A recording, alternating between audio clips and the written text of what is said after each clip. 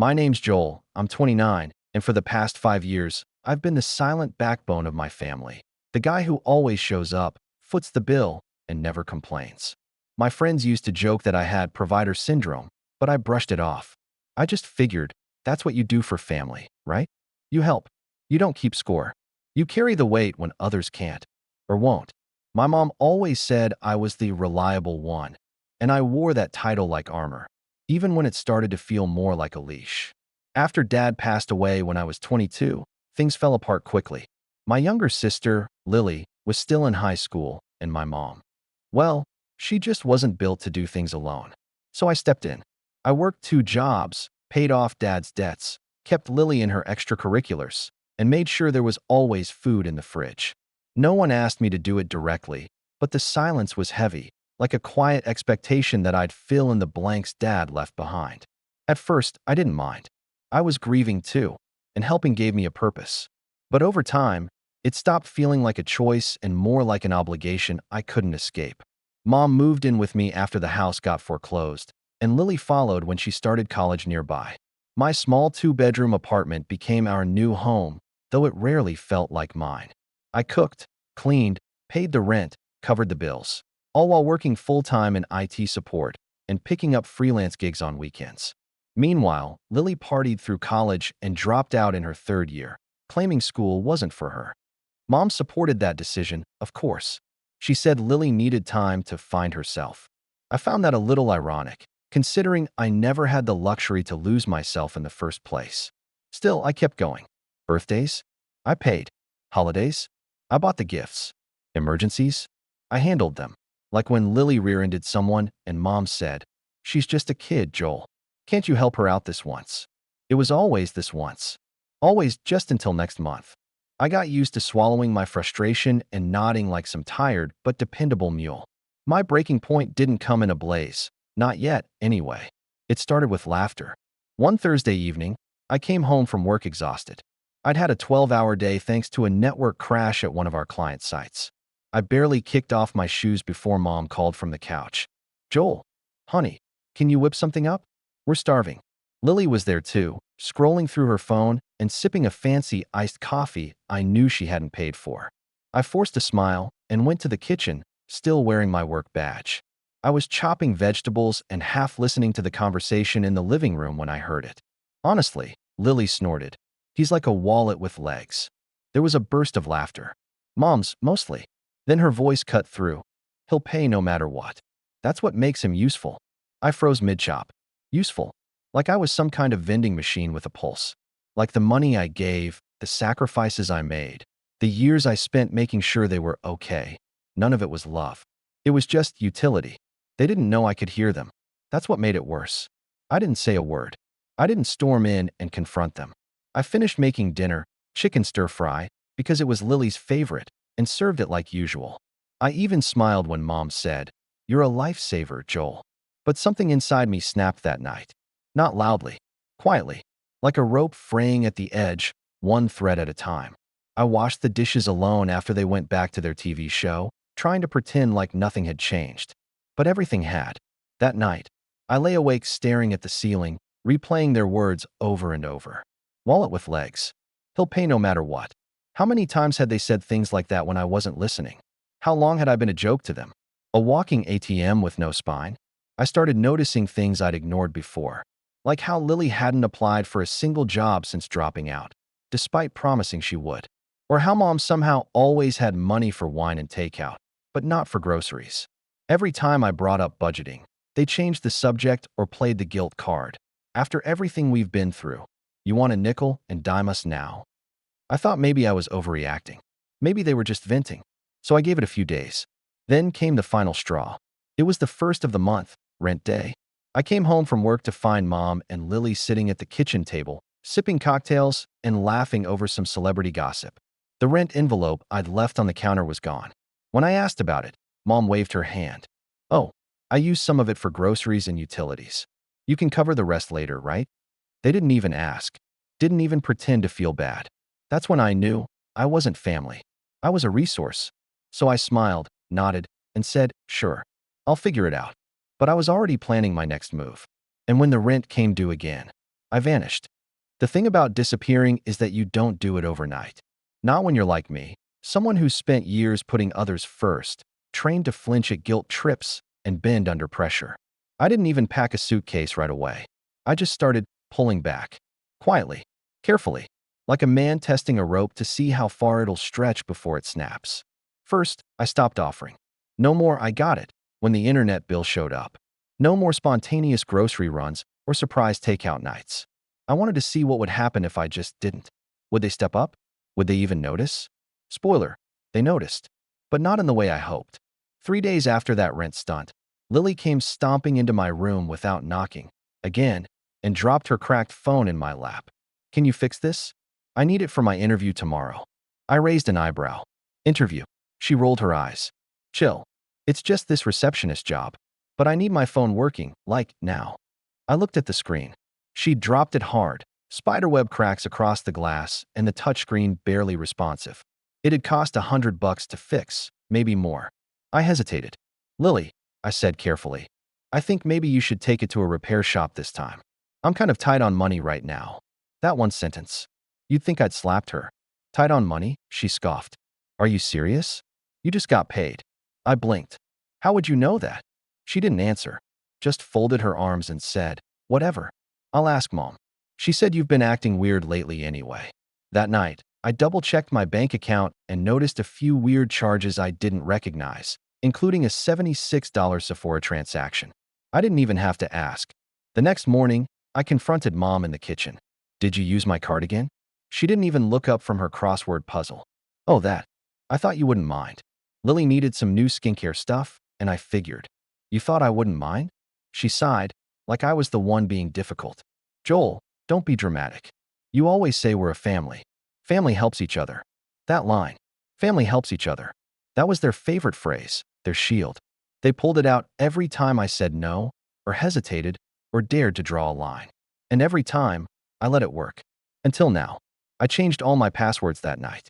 Not long after, I came home late from work to find the apartment a mess.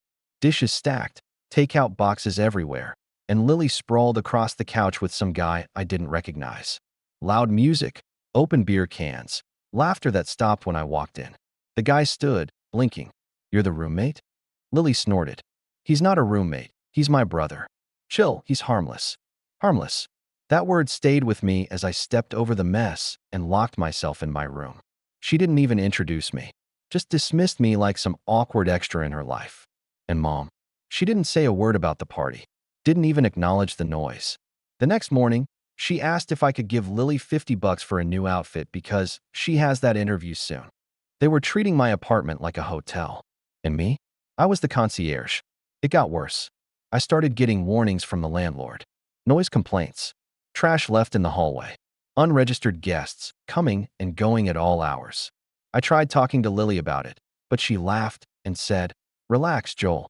This place is barely big enough to care. Besides, the landlord likes you." She wasn't wrong.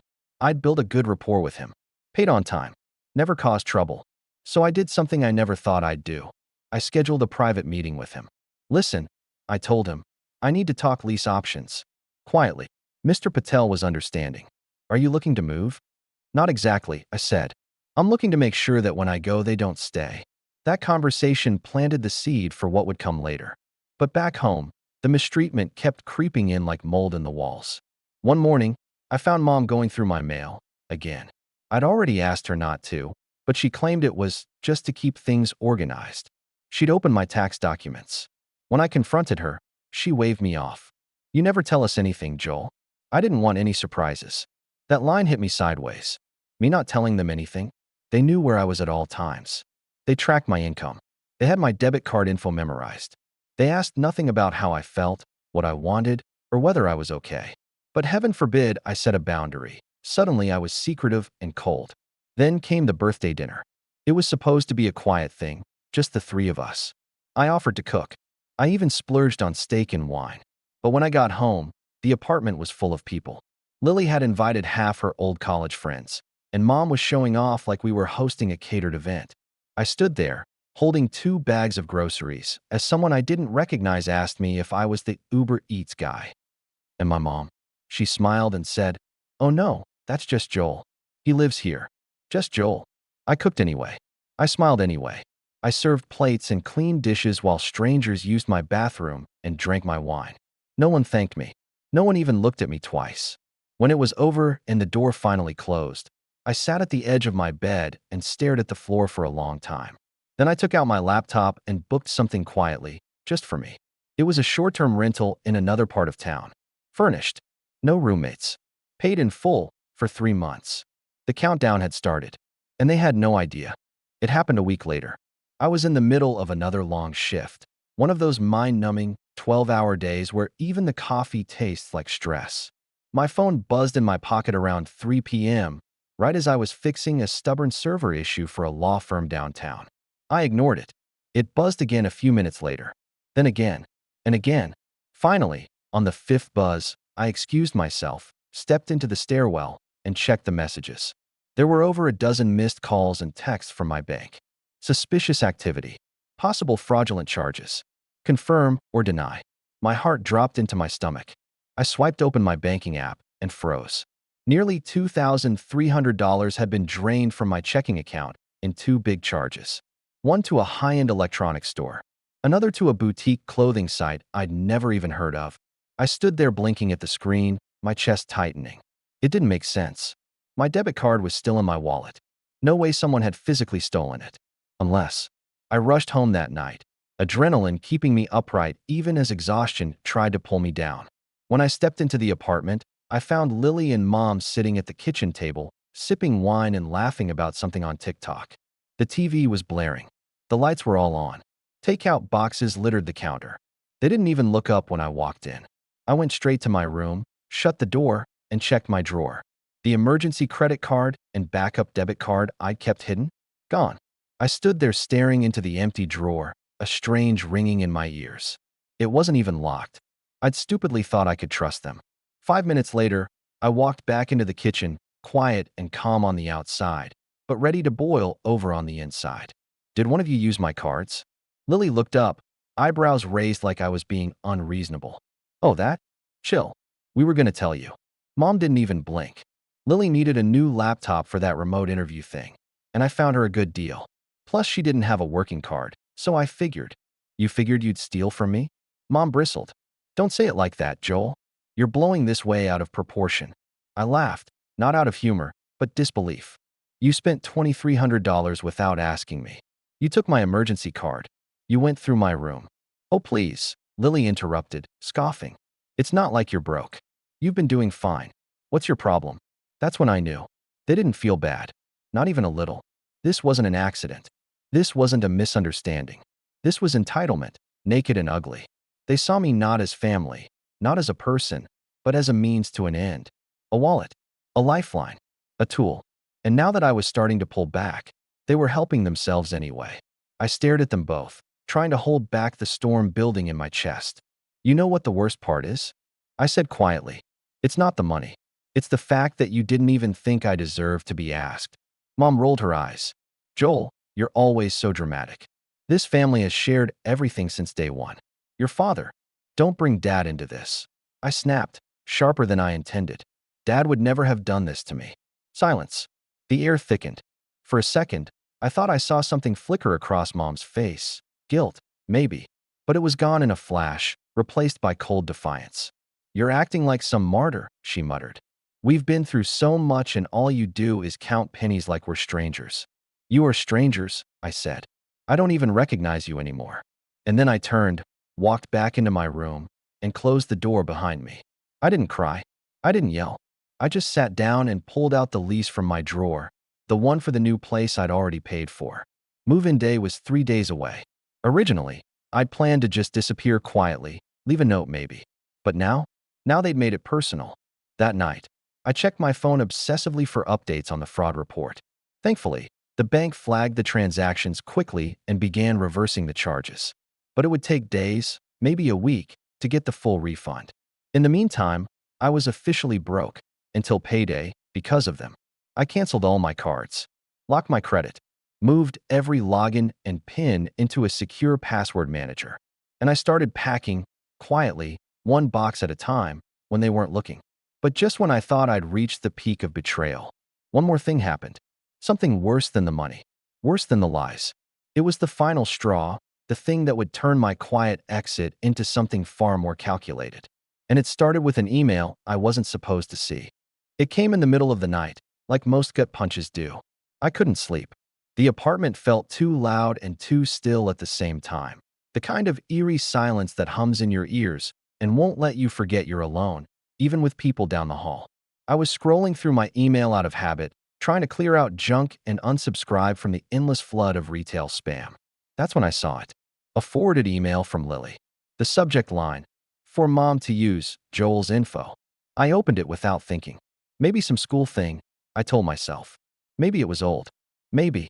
Nope. My name. My social. My date of birth. My employment history. All of it. It had been forwarded to a loan application email address. Not once. Twice. I stared at the screen, frozen. My little sister and mother had used my identity, my personal information, to try to open a line of credit in my name. Twice. Both applications had failed, apparently because I'd already frozen my credit a few days prior after the stolen debit card fiasco. But if I hadn't, if I'd waited a week, they would have succeeded. My chest tightened. I felt sick, like the floor had dropped out beneath me and I was still falling, slow and cold and endless. They didn't just think I was their wallet. They thought I was their property. I didn't confront them. Not right away. Not anymore. What was the point? There were no more misunderstandings to clear up. No more chances to give. I was done speaking into the void, trying to reason with people who had already sold off their respect for me in exchange for convenience. But it hurt. God, it hurt. All that time I'd spent breaking my back to make sure they were okay, and this was how they thanked me. By trying to sink me deeper into a debt I hadn't asked for, hadn't agreed to, didn't even know about. I went to work the next morning in a fog. I couldn't focus. I stared at my screen while emails piled up and Slack notifications buzzed like angry flies. I missed meetings. I forgot lunch. My manager pulled me aside gently and asked if everything was all right, and I almost told him.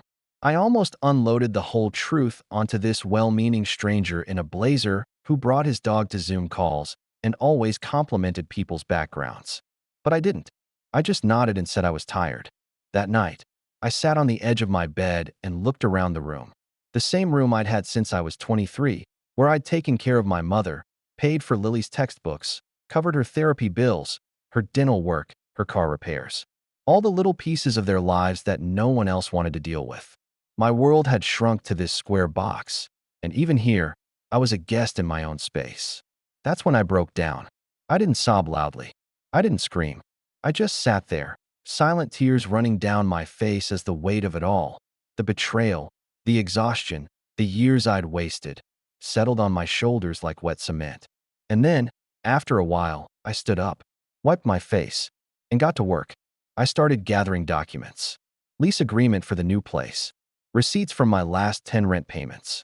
Screenshots of the fraudulent credit application. The bank correspondence. I printed everything out and put it in a folder marked in case they fight. Not because I was planning a confrontation, but because I needed to be ready. For once, I wasn't going to leave anything to chance.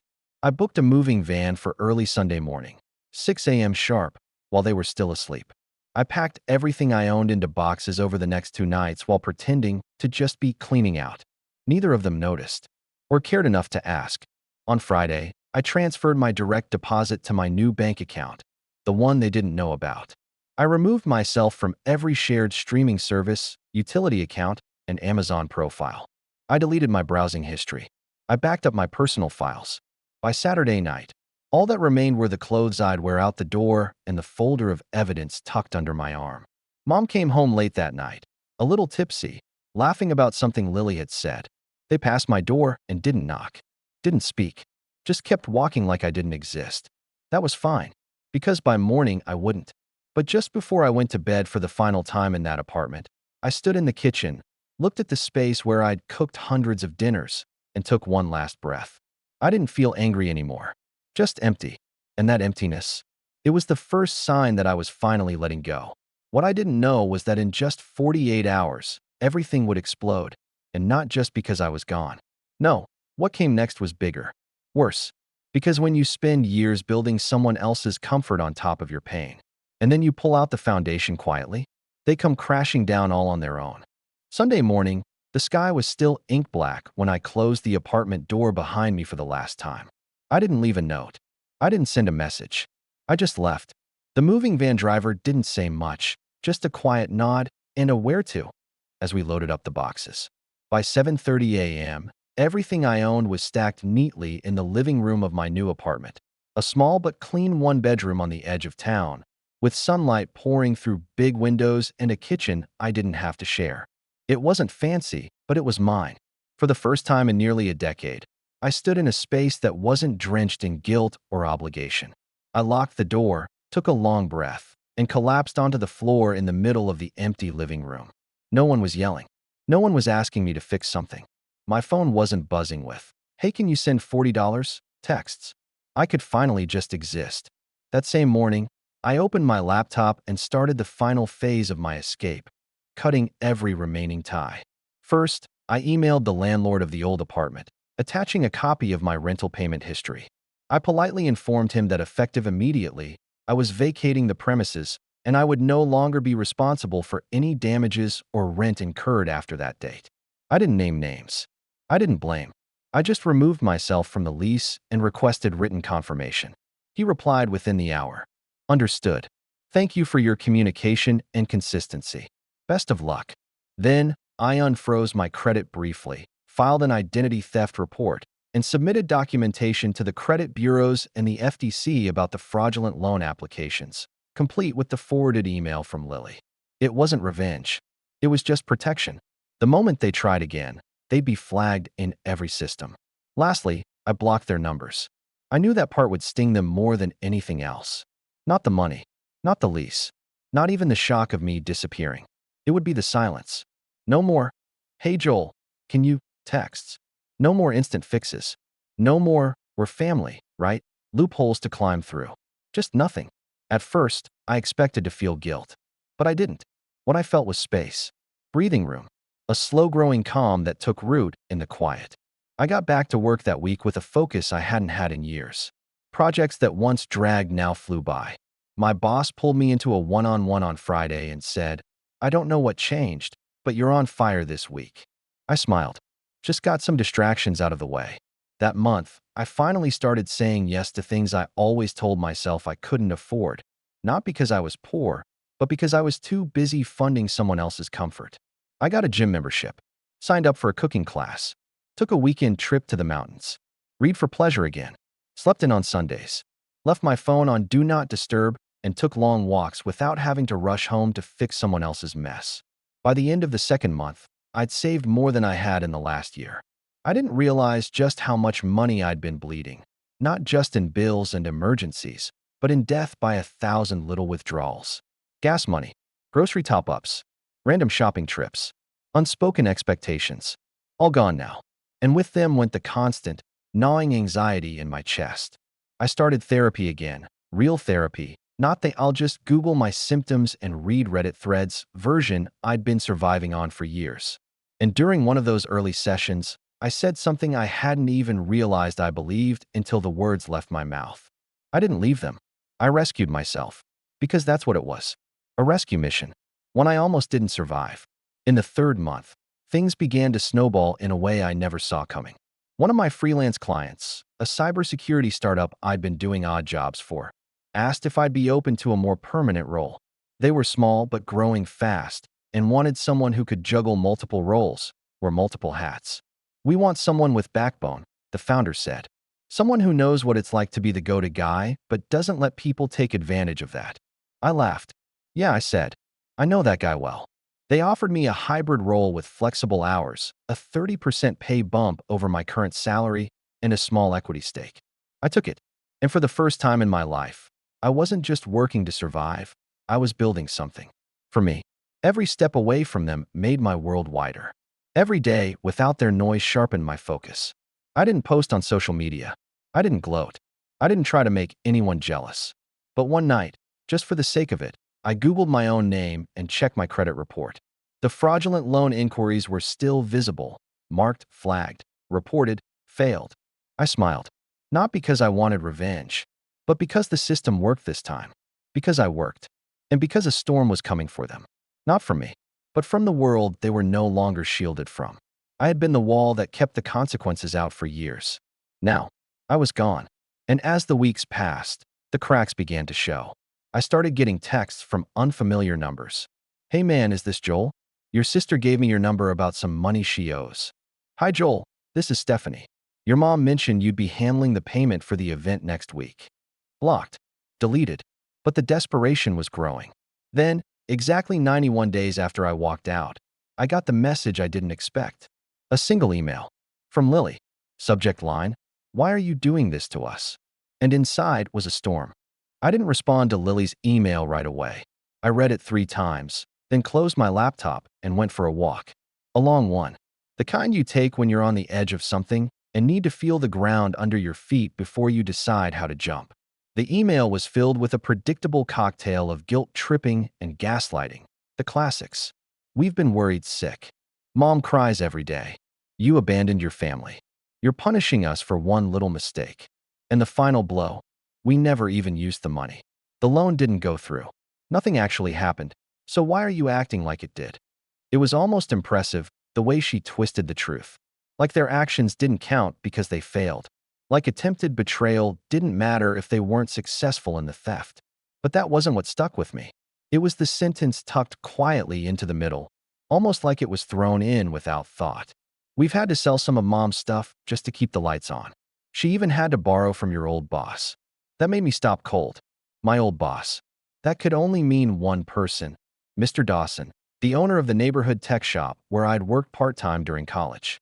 He was a kind man in his 60s, semi-retired now, and not someone you'd ever ask for money unless you were truly desperate or manipulative enough to play the sympathy card. I hadn't spoken to him in years, but I still had his number. I gave it a day, then called him. Joel, he answered, chipper as ever. Been ages. What can I do for you? I kept it light. Hey, Mr. Dawson. I heard you might have been in touch with my mom recently. Just checking in, everything okay? There was a pause. A long one. Then a sigh. Joel. Look, I didn't want to say anything, but yeah. Your mother and sister came by the shop a couple weeks ago. Said they were trying to cover rent and groceries, and that you'd had a breakdown. That you left suddenly and weren't working. Said you were in some kind of mental health spiral. They showed me an old photo of you. Said it was the most recent. My throat tightened. And I asked, trying to keep my voice even. I loaned them $500, he said. Only because they said it was just to get through the month and that you'd pay me back once you got back on your feet. I closed my eyes. They used my name? He hesitated. They did. I'm sorry, Joel. If I'd known. No, I cut in. It's not your fault. It's mine. I should have warned you. He paused again. They said you were unstable, that you had episodes, that you'd been in and out of hospitals. That one hit like a hammer to the chest. They weren't just manipulating people now. They were rewriting who I was. That changed everything. This wasn't just about money anymore, or mistreatment, or old wounds. This was a calculated smear campaign, a way to discredit me to every person who might one day hear my side of the story. They were laying the groundwork to explain why I'd vanished, and painting themselves as the victims while I was off playing the villain in their fairy tale. That night, I opened a new Google Doc. Title, The Ledger. Inside, I started chronicling everything. Dates, bank statements, emails, screenshots, texts. I documented every dollar I'd spent on them, every fraudulent attempt they made, every lie I could prove. It took days, but it was worth it. I wasn't going to use it immediately, but I was going to have it. Because power, I realized, doesn't always come from confrontation. Sometimes, it comes from preparation. Meanwhile, things kept getting better for me. The startup job took off. The company landed a massive client, and I got pulled into more strategic work. I built internal tools, streamlined systems, and ended up getting my name mentioned in a board meeting, something I never thought would happen in a business with a dozen Ivy League resumes sitting at the table. By month 4, I had a raise. By month 5, I had my own direct reports, a small team under me. And by month 6, I was invited to speak on a panel at a regional tech summit. A big deal for someone like me. The guy who used to sneak dinner in at 11 p.m. after his second job, only to find the kitchen trashed and the leftovers eaten. I wore a proper suit, got a fresh haircut, walked on stage to warm applause. And after my session, I lingered by the refreshment table, just taking it all in. That's when I saw a familiar face across the room. A woman from my old neighborhood. She used to go to church with my mom. She blinked when she saw me, then lit up with recognition. Joel, my goodness, I almost didn't recognize you. You look amazing. We exchanged small talk. She asked what I was doing now, where I was living. I gave polite but vague answers. Then she tilted her head and said, "You know, your mom said you'd moved away for, well, recovery. I'm so glad to see you're doing better." Recovery. I smiled politely. Yeah, I heard she was telling people that. She hesitated. Is it not true? I looked her in the eye steady. No, but I appreciate the concern. She seemed confused, but nodded. Later that night, I opened the ledger again and updated it. Because now I knew the full scope. They weren't just taking my money. They were taking my reputation. Slowly, piece by piece, reshaping my image into something they could manipulate and pity. But the best part? They'd left a trail. And when the time was right, I'd use every last piece of it. Not just to reclaim my name, but to expose them for exactly what they were. Not victims, not struggling family, but users. And soon, the world would see them that way too. The moment came sooner than I expected. It started with a voicemail, garbled, frantic, and 2 minutes long.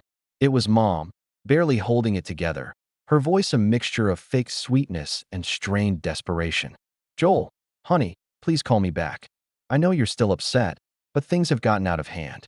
We need to talk. It's not about money. Well, maybe a little, but it's serious this time. Lily's in a bit of a mess, and she could really use your help. Just please, don't ignore this." I didn't call back. Instead, I poured a cup of coffee, sat at my desk, and opened the ledger. By now, it was a masterpiece. Over 50 pages, cleanly formatted with timelines, evidence, screenshots, and even footnotes. I had bank statements, notarized affidavits from my old landlord and Mr. Dawson, fraudulent application screenshots, and records of every single bill, transfer, and message from the past 2 years.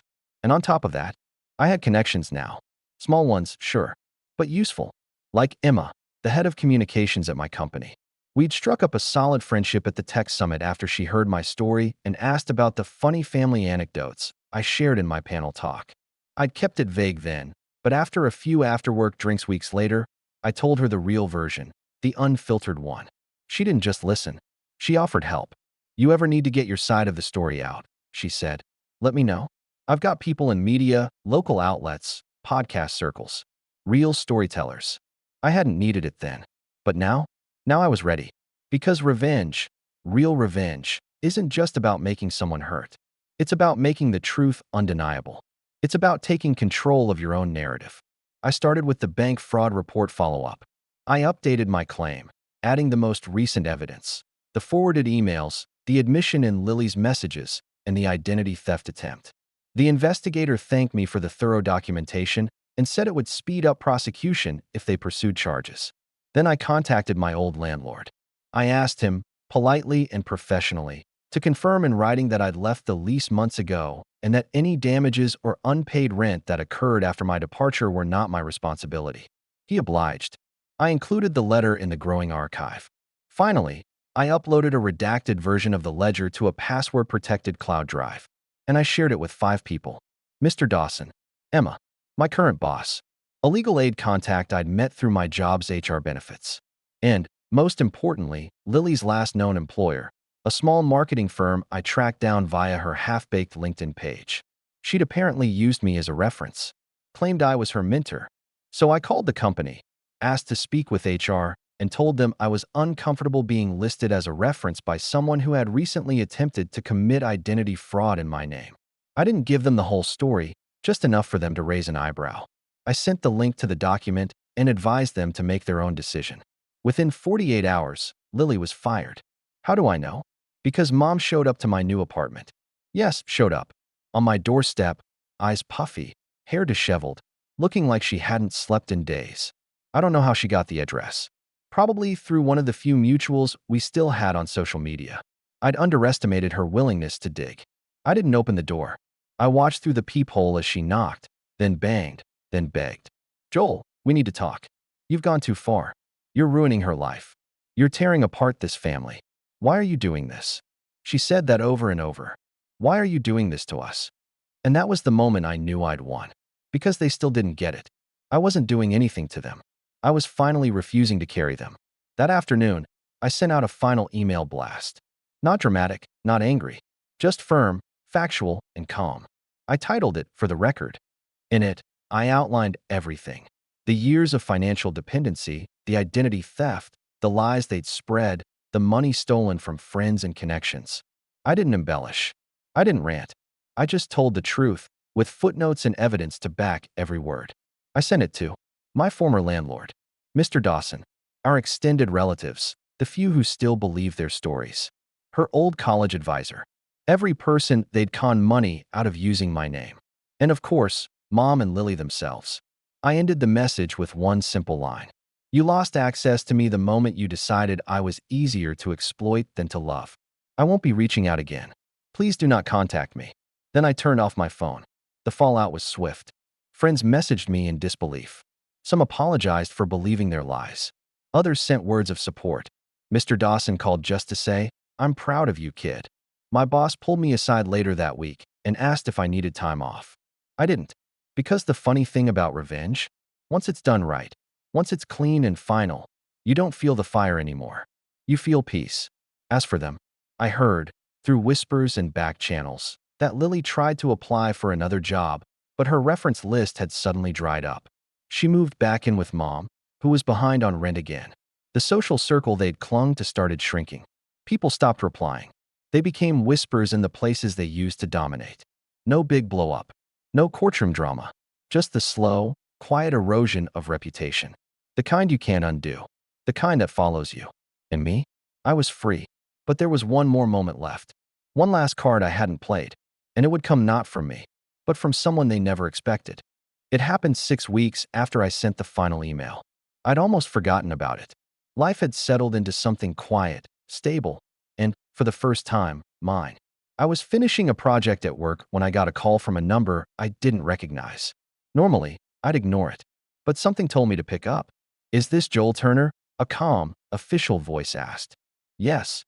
This is Officer Delaney with the Financial Crimes Division. We're following up on a report you filed several months ago regarding identity theft and attempted loan fraud. We've concluded the investigation. Charges are being filed." My breath caught. "They used your information on multiple applications," he continued. "We also found attempts to impersonate you during 2 rental applications. Your documentation was thorough, and to be honest, it's part of what made this possible. We'll be issuing subpoenas shortly. Thank you for cooperating." I thanked him, hung up, and sat there stunned. That was it. It was real now. Within a week, Lily and Mom were both served. I didn't have to be there. I didn't want to be.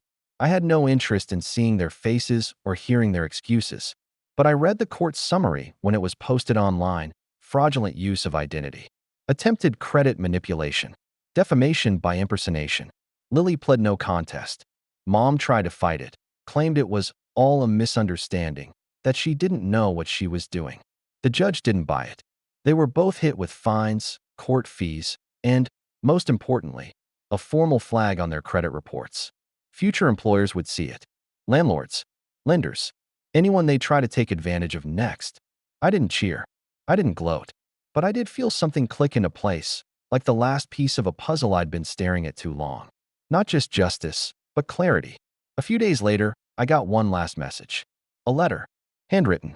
No return address, but I recognized the handwriting immediately: Mom's. The envelope was crumpled, like it had been stuffed into a bag and reconsidered a dozen times before being sent. Inside was a single page. "Joel, I don't know what to say. I wish things had been different. I wish you could forgive me. I don't blame you for anything that's happened. We're struggling. Lily's not doing well. I know you probably hate me, but I still think about you every day. Love, Mom." There was no apology, just regret wrapped in manipulation, sealed with shame. I folded the letter once, set it on the table beside my morning coffee, and stared at it in silence. Then I fed it into the shredder. Because the truth is, I didn't hate them. Not anymore. I just stopped believing they deserved a seat at my table. And as I sat by my window, watching the sunlight stretch across my new life, the life I'd built with no strings, no guilt, no leeches, I realized something simple, something freeing. Sometimes, peace isn't the absence of pain. It's the absence of people who cause it.